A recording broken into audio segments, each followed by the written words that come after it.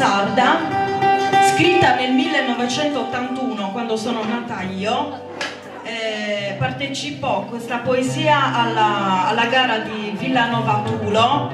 e penso che vinse questa gara poetica, e poi diventò una canzone, non so da chi fosse stata musicata, comunque Picciocchetta paesana, una canzone campidanese.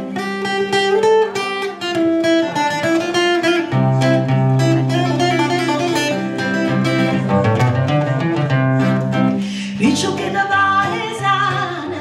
tutto di terzosa, moschitella puritana, cunetta scaporosa, tutto appena liquidia, con sa cara che è una rosa, quando pensi sta miria, c'è chi tendi se stengosa,